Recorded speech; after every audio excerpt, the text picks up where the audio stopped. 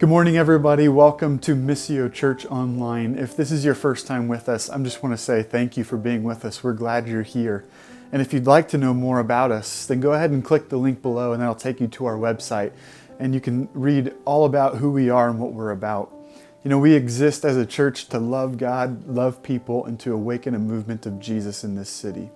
And there's a number of ways that we do that. We have small groups that meet around the city. Right now, those aren't necessarily meeting in person, but they're meeting on Zoom, and we'd love for you to be a part of those. We also serve, and right now we're specifically serving the Northgate Elementary School and the families there. And in all of December, we are gathering toiletries, things like toilet paper and wipes and soaps and shampoos. We can bless them during this holiday season. Also, if you'd like to give to the work of Missio, you can click the link below and that'll take you to our place where you can give financially. And 25% of everything that we give as a church, we send right back into the community to things like Northgate Elementary. You know, this is the season of Advent. And as we started last week, we are going to be lighting the Advent candle of peace this morning. And so Tara's going to lead us in that time with her and her girls, and it's going to be really fun. And then she's going to lead us in a song that I think you guys are really going to enjoy. And we'll have a time of looking at what it means to have the peace of Jesus during this season. So I'm really glad you're here.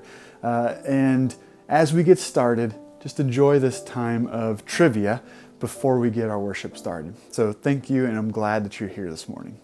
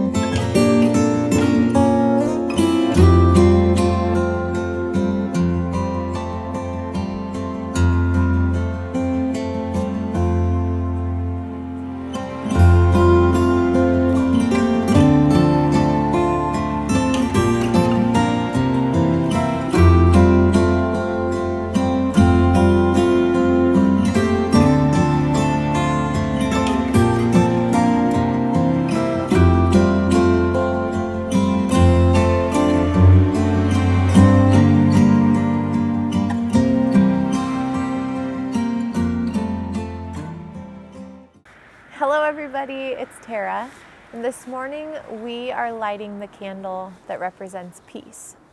So before we do that, I wanted to share a little bit about this Advent season and what that has looked like in my walk. So I've been reading the book Honest Advent, and in one of the chapters I sat down to read. The girls were doing something, I think they were reading a book on their own, so I thought, okay, maybe I can have 5 minutes to read this book. And it was a chapter on motherhood. And there was an image of Eve and Mary. And if I'm being completely honest, I read Eve and was thinking, and it took me a second to realize, oh, Eve, of course, because I'm so used to reading Adam and Eve. And out of the context of that and just my day, it shows you where I was at, that my mind realized, oh, okay, this is who they're talking about. But in it, the picture is Eve and Mary looking at each other like they were having a meeting. Obviously, that didn't happen, but depicting what if that did happen. And in the image, Eve is experiencing hope and grace from a brokenness she never thought she'd see an end to.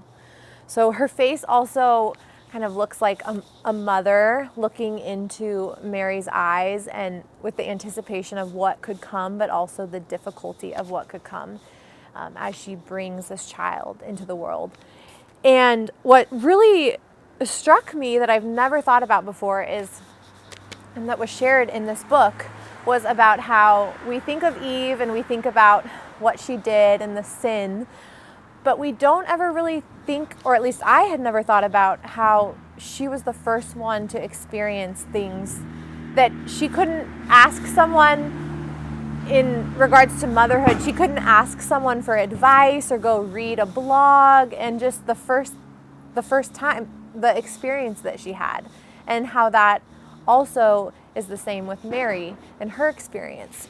And so as I was reading about this and how God is with us, it really struck me how God is with us in the circumstances that we find ourselves in, and in our first time experiences.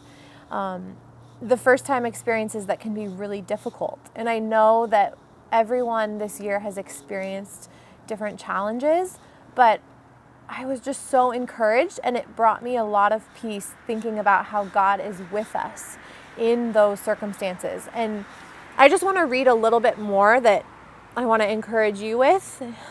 So it says, whether you're a mother or not, may you learn from the courage of Eve and Mary, who found themselves in complicated first-time situations. And may you bestow on your very own first-time situations the same grace, kindness, and honor we give to them.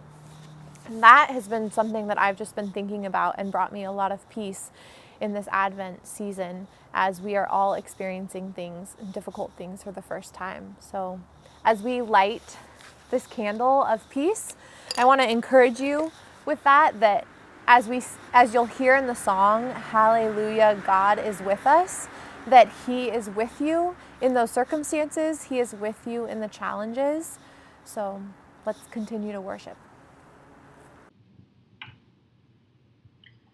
Oh, light, come to reconcile. Come in like a child. Holy night, oh, light, our hopes and all our fear, met within your sight. Holy night, hallelujah,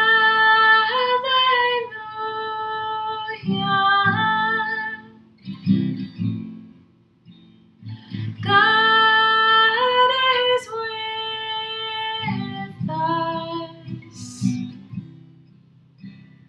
Hallelujah,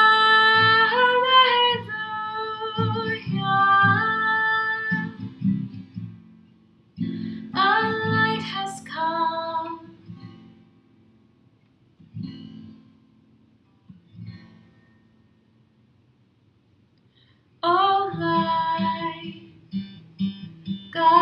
man entwined, of earth and of divine.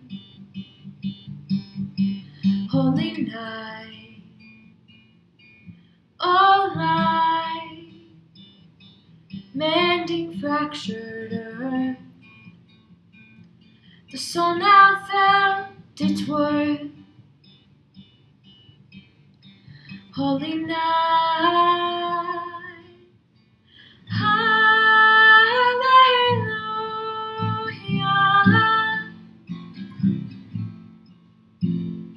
God is with us. Hallelujah.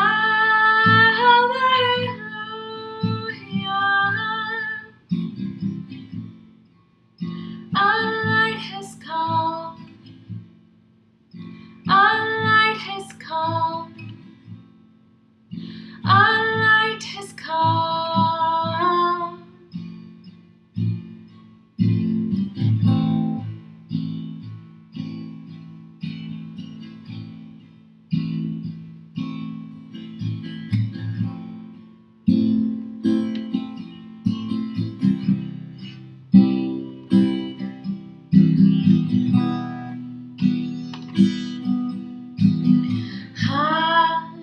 Hallelujah, holy God is with us.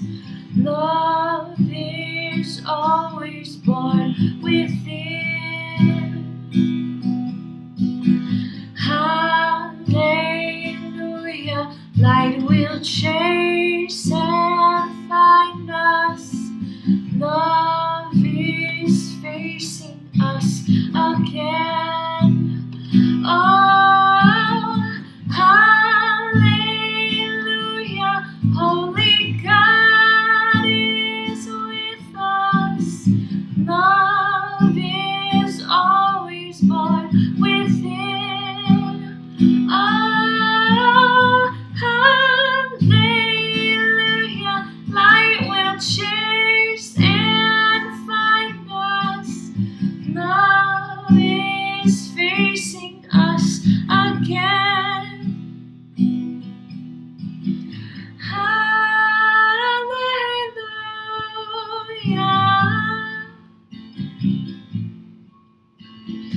God is with us. Hallelujah.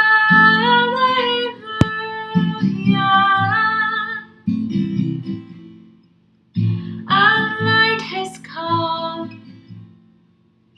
Our light has come. Oh, our light has come.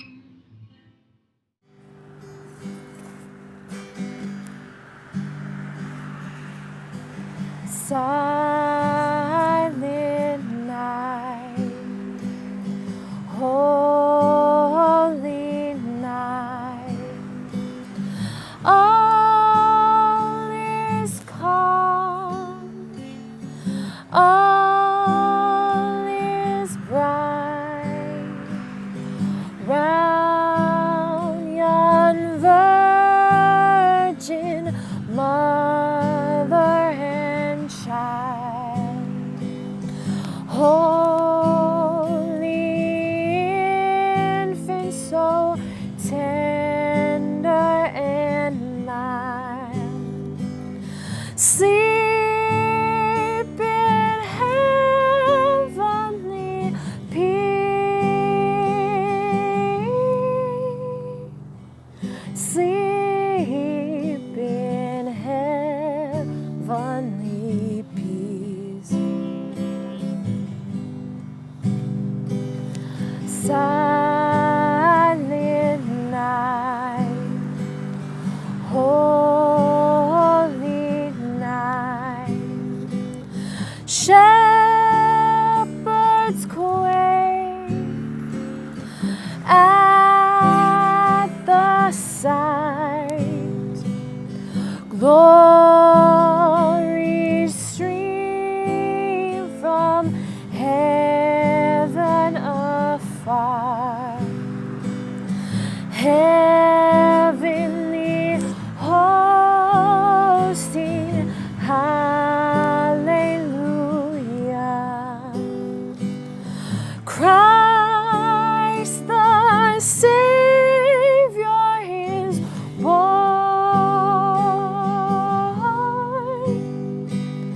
Christ the Savior is born.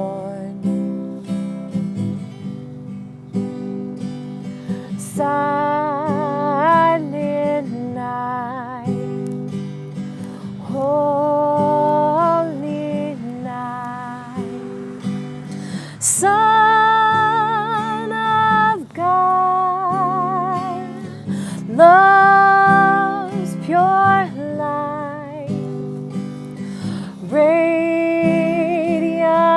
beams from thy holy face. With the dawn of redeeming grace, Jesus, Lord, at thy birth,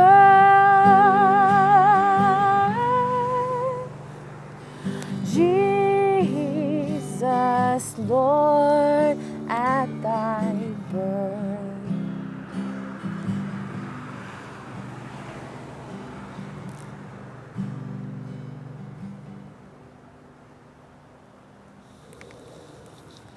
Well, good morning, everyone. We are in the middle of our Advent series. This is a season that I absolutely love because of what it brings and fills in me every year.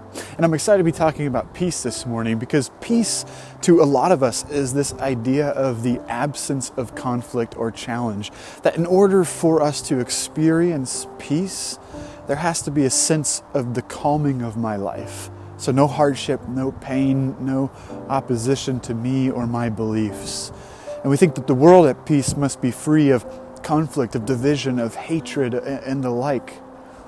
But if this is truly our definition of peace, then it's a wonder if the world has ever or will ever experience peace. And I think if we're content to define peace as this outer calm that we obtain, then we'll forever be searching for this elusive idea of peace and never really experience the peace that passes all understanding that Jesus promises. Because the peace that comes with the arrival of Jesus in the Advent is not the absence of conflict, but rather the presence of God in the midst of the chaos of life. You all have sung the great Christmas carol Silent Night before, I'm sure. It's one of those all-time great Christmas classics. And the first two lines of that song are, "Silent night, holy night, all is calm, all is bright." Nice thought, right? I feel like this is one of those songs that makes you envision the birth of Jesus and its context and situation as something far different than perhaps what it really was. Because the birth of Jesus happened in anything other than a silent night, a calm night where everything was bright and okay, didn't it? Do you remember the context of Jesus' birth? The Roman Empire had recently taken over basically the entire world. There was this sense of Roman peace, but in reality, the Romans ruled with fear and the sword, with brutality.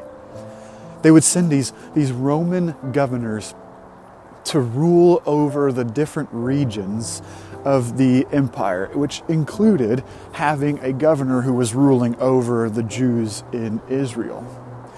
They created these heavy taxes on the Jews that would have been seen as deeply oppressive.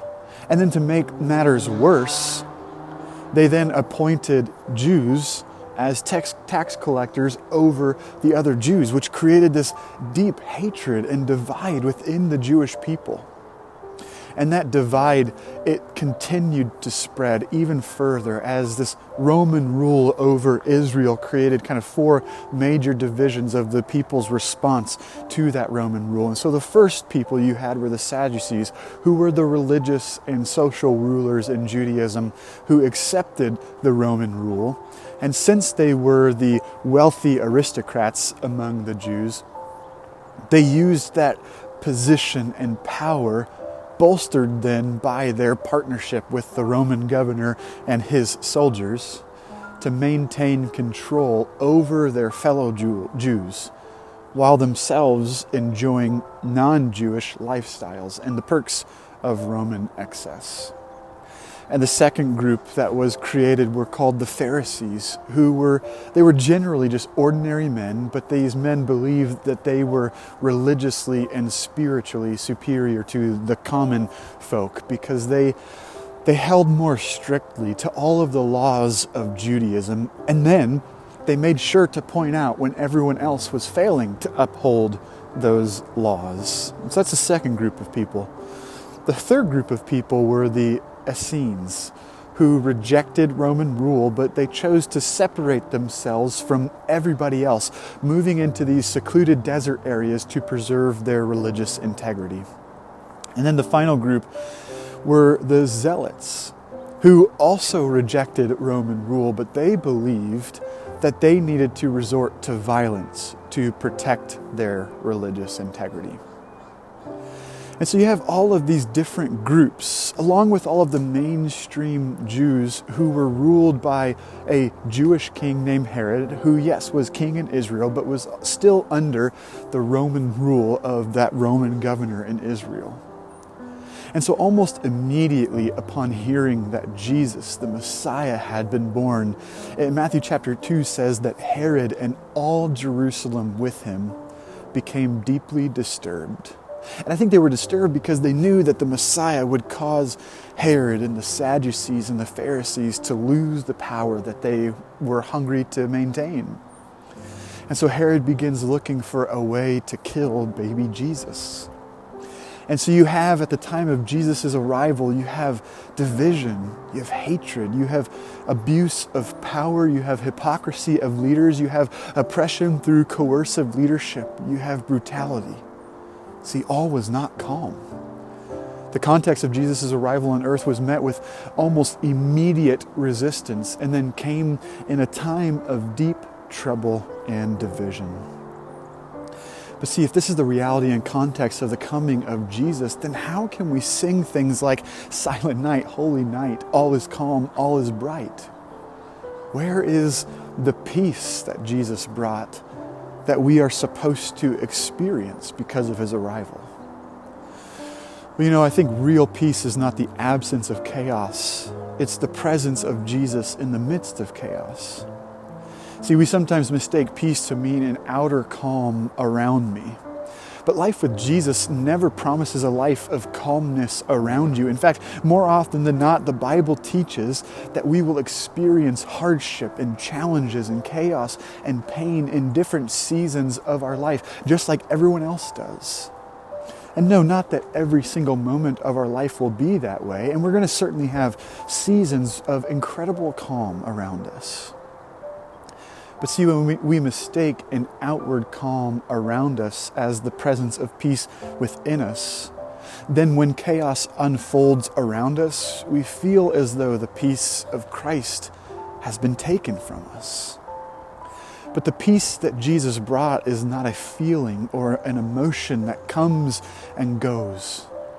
It quite simply is his presence with you in the midst of that chaos, in the pain, in the uncertainty. See, peace is not circumstantial. It's the gift of Jesus with us. See, there's that idea again that we looked at last week, Jesus with us, or Emmanuel. Do you remember that word that we looked at last week? Emmanuel.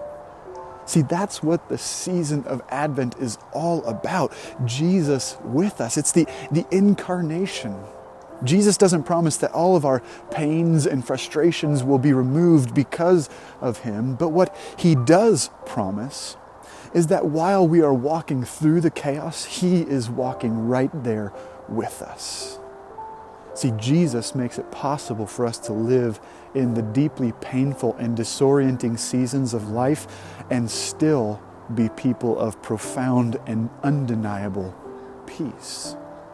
Jesus' arrival, that advent, changed the way that our inner being handles all that life has to throw at us. And see, the peace that Jesus brought that day 2,000 years ago, it's not a form of blind optimism, willfully ignoring the condition of humanity in the world.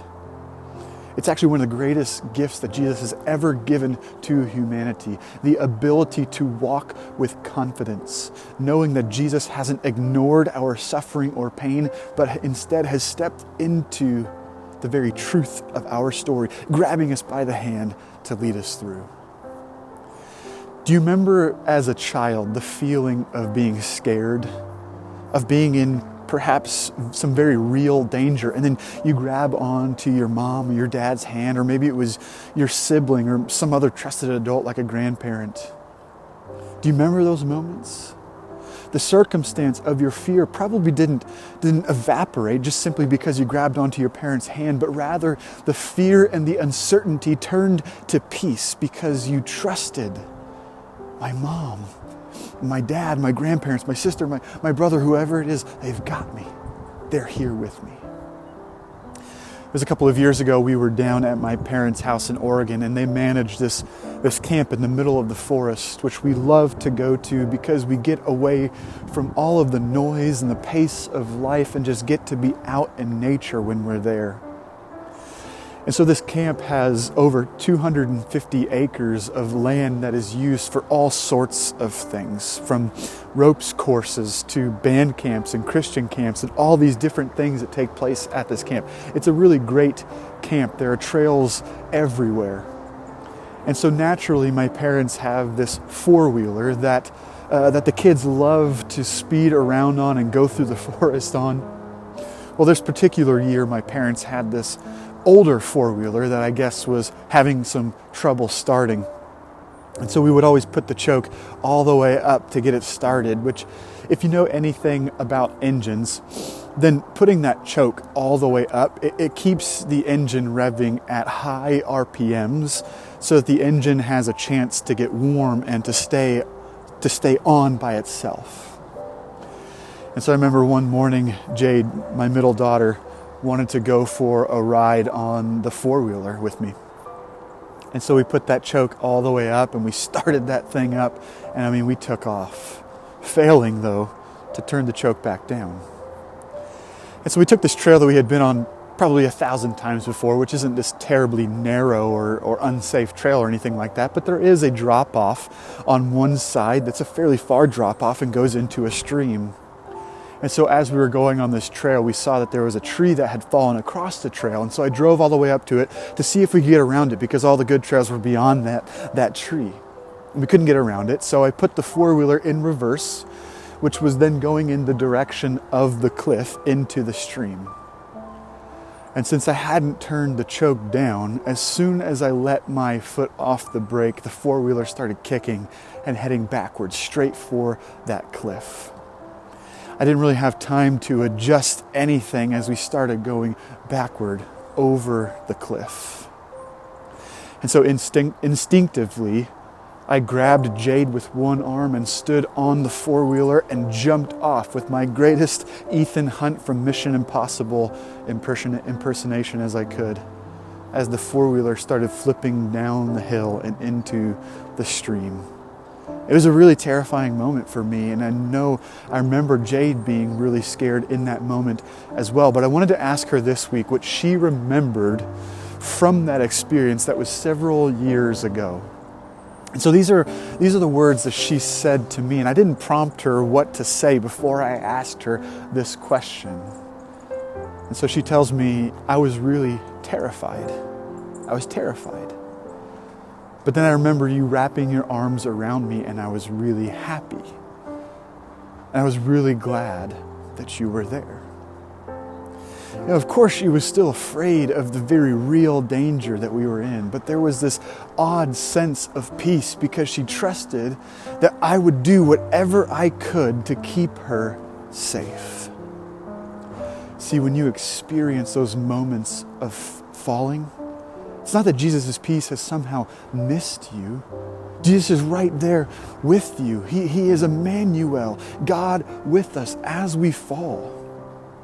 And He's there to pick you up, to put you back on where you needed to go. The peace of Advent is knowing that Jesus is there in every moment of my life, to wrap His arms around me at times, to protect me at times, to save me at times, or to pick me up after I fall.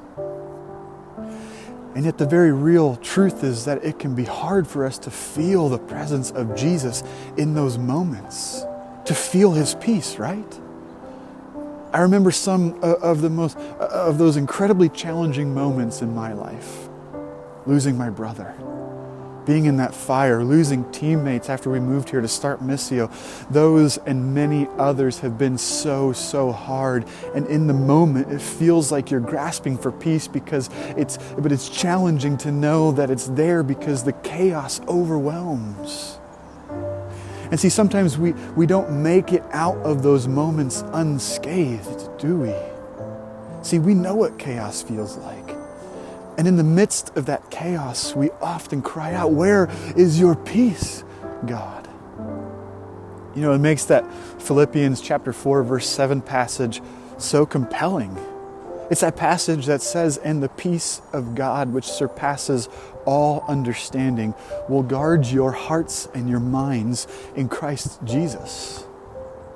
See, this peace of Jesus, it's a mystery of sorts that goes beyond what we could fully understand or even explain.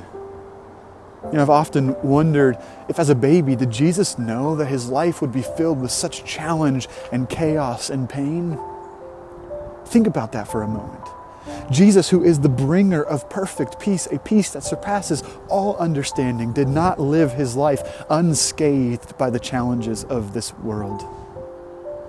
Jesus' arrival that night, more than 2,000 years ago, began a journey of great challenge and chaos that ended with Him on the cross. Did Jesus Himself not experience the peace that He brought? See, if peace is an outer calm, then it would seem like, no, He didn't experience His own peace. But see, I think He did experience peace. It was the peace that He experienced as He remembered the words of God from Deuteronomy chapter 31, verse 6, when Moses was commissioning Joshua to begin leading God's people to the land of promise that we looked at several months ago. Moses tells Joshua in that moment, "Do not be afraid. The Lord Himself goes before you and He will be with you. He will never leave you nor forsake you. Do not be afraid." See, Jesus knew a peace that is so hard to understand because it doesn't rely on what is happening around you, but rather on trusting that no matter what is happening around me, that God is there with me. God is with me. He's the Father in that moment who's wrapping His arms around you to catch you when you fall. You know, it's hard to remember or to understand when God is there with us. Looking back at those moments in my life that were very challenging, where it was challenging to see God's presence and His peace. But I now can see the countless ways that He was with me, but that were so hard to understand in the moment.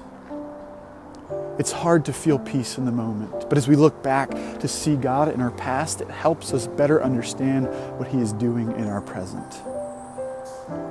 You know, the peace that passes all understanding that Jesus brought to the world is a trust in the presence of Jesus with us.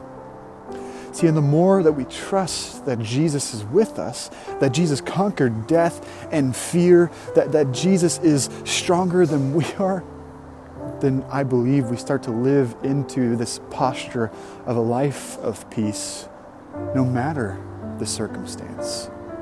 And no, it doesn't mean that we won't feel the result of the chaos around us.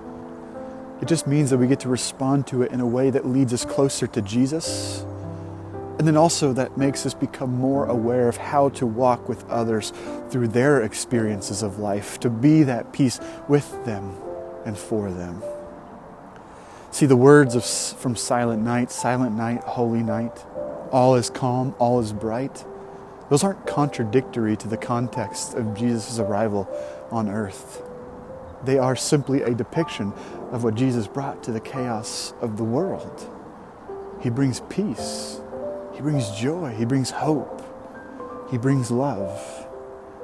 And so as we get closer and closer to Christmas, I want to invite you to experience the peace of Jesus by trusting that he truly is Emmanuel, God with us, God with you.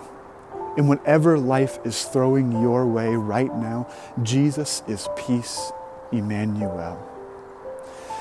Thank you guys for being with us this morning. We'll see you next week as we talk about the joy that Jesus brought in this Advent moment to the earth. Bye.